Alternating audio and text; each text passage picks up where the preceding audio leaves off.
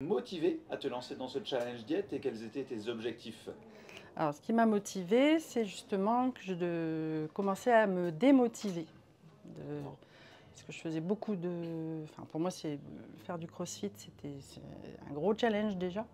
Et je voyais plus trop de résultats, surtout sur la perte de poids. Et du coup, je commençais un peu à me dire, mais pourquoi je fais tout ça? Je focalisais trop sur le poids.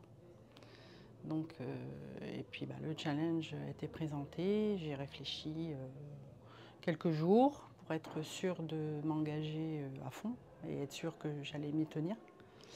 Et puis après, j'ai pris quelques infos auprès de toi et puis du coup, j'ai dit allez, je me lance. Ok, on Voilà. a fait cette dernière pesée bilan avec des super résultats. Qu'est-ce que toi, tu peux observer comme résultat positif au niveau de tes habitudes alimentaires? Alors, je prépare mes menus. Oui, Je regarde beaucoup de vidéos. Je suis tombée sur un site plutôt sympa pour préparer des repas faciles, riches en tout en fait. Et du coup, ça m'aide à faire ma liste de courses. Et je mange beaucoup mieux et même plus qu'avant. Donc ça a été un gros changement dans mes habitudes. Plutôt que d'aller, des fois, je faisais les courses comme ça, et puis dans le magasin, je réfléchissais à ce que je voulais manger, et que là, c'est l'inverse. super. On va dire parmi les contenus du challenge, donc l'animation quotidienne, qu'est-ce qui t'a le plus aidé ou le plus marqué entre des recettes, des routines, des conseils divers et variés?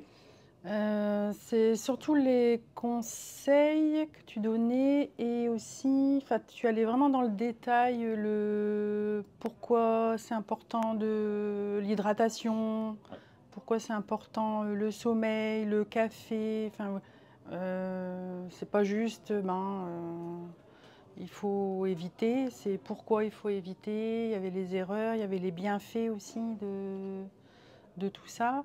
Sur la mastication aussi. Quand je me rends compte que je mange vite, hop, je fais une pause, je pose mes couverts mhm, et je prends le temps de mastiquer. Et j'ai vu la différence au niveau digestif. bien sûr. Ouais. Euh, et pour finir, est-ce que tu peux donner, ou quel conseil tu donnerais à quelqu'un qui est à ta place il y a un mois, qui hésite à débuter le challenge diet? Alors, je dirais ne pas hésiter, mais c'est pas suffisant. Pour moi, il faut être prêt dans sa tête. C'est vraiment du mental.